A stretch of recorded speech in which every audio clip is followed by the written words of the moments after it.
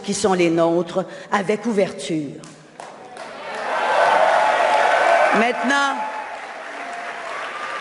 je l'ai dit pendant la campagne, je l'ai dit avant la campagne, je vous le redis ce soir, j'ai la conviction que l'avenir du Québec, c'est de devenir un pays souverain.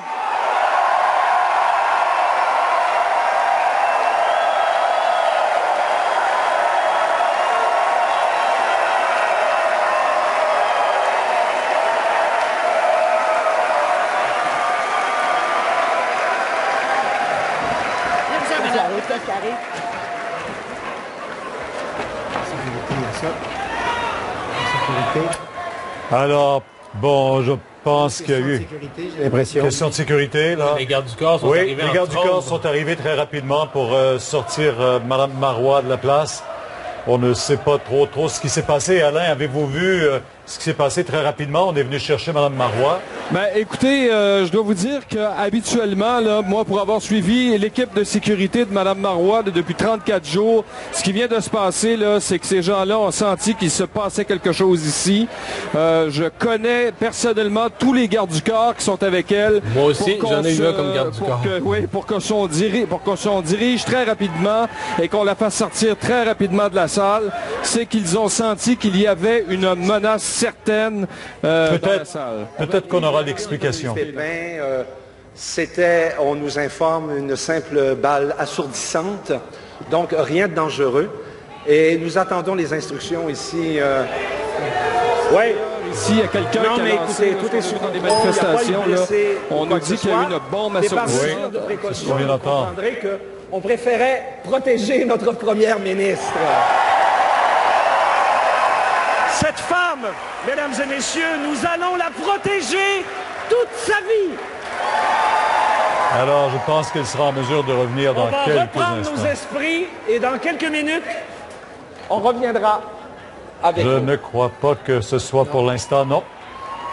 Je pense qu'on invite les gens à plutôt dégager. Un de ses proches collaborateurs indique qu'il veut mesdames et messieurs, on vous libérer demande le de quitter la salle, s'il vous plaît. Sans panique, doucement, on vous demande de quitter la salle. Bon, Madame Marois va vouloir savoir. Elle va parler. Écoutez, tout est sous contrôle, mais on vous demande de sortir. Tranquillement. Tranquillement. C'est ça. Voilà. Parce qu'il est arrivé.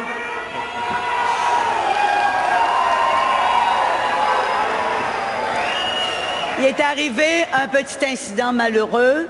Alors, en quittant tranquillement, je crois que c'est ce qu'on peut faire de mieux. Moi, j'ai le goût de vous dire, allez-y lentement, pour pas que les gens soient bousculés, n'est-ce pas? Et je veux vous dire du plus profond du cœur, un merci d'être là avec moi ce soir. Merci. Merci. Voilà qui vient un peu gâcher cette et s'il vous plaît, fête du Parti québécois ce soir. Madame Marois, qui est la première femme première ministre et qui doit quitter la salle. Bombe assourdissante. Alain qui a été lancé dans la salle. Mais on voit qu'on appelle tous les gens à sortir. C'est ce qu'on dit, Pierre. On dit une bombe assourdissante, mais une bombe assourdissante, habituellement, on ne demande pas à la salle de sortir. Là. Alors, il y a peut-être quelque chose d'autre. Mais on voit que les agents de... Je vais aller aux informations. Oui, allez aux informations. Mais évidemment, l'équipe de sécurité, un de ceux-là a été, quand j'étais chef de l'opposition, mon garde du corps, ils ont des ordres très stricts de ne prendre pas le moindre risque. Évidemment, à partir depuis quelques minutes, ils protègent la première ministre du Québec. Il n'est pas question de prendre le moindre risque. On peut imaginer le genre de protocole de sécurité qu'ils ont à respecter. Mais on ne pense pas que sa sécurité... Alors, elle semble vouloir revenir, là. Attendez-nous quelques minutes, on croit qu'on a contrôlé l'incident. Son mari, M. Blanchette, qui est à ses côtés.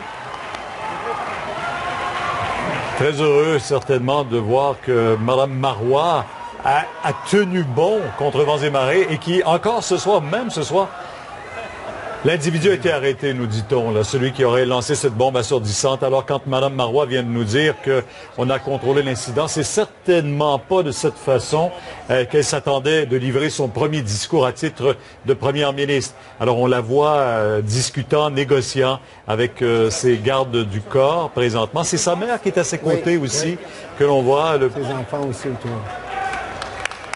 Elle est là, sa mère. Elle s'approche donc de Mme Marois, tous ses enfants qui sont avec elle aussi. Alors, on va leur laisser finir de maîtriser la situation. Tout le monde reste très calme. C'est un exemple d'une femme chef d'État. Voilà.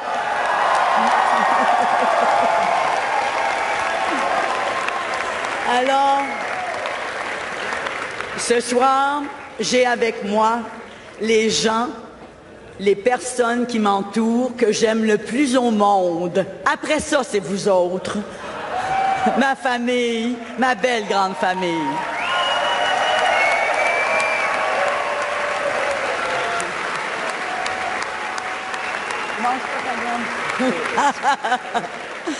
Et là, j'aimerais ça, inviter les députés, les candidats et candidates à venir me joindre.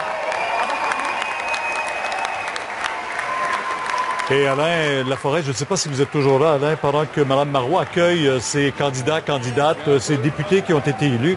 On nous dit que cet incident, un homme a été arrêté. Il était en possession d'une arme. Alors, c'est pour ça que très rapidement sont intervenus donc les gardes du corps, les agents de sécurité pour rétablir l'ordre. D'abord protéger Mme Marois. Et c'est pour ça qu'on l'a amenée rapidement en arrière-scène. Plusieurs subissent la défaite, plusieurs sont élus, parmi les personnalités qui sont élues. Et là, saluer, on voit Nicole Léger qui est là, qui jouera certainement un rôle. On a vu Nicolas Marceau.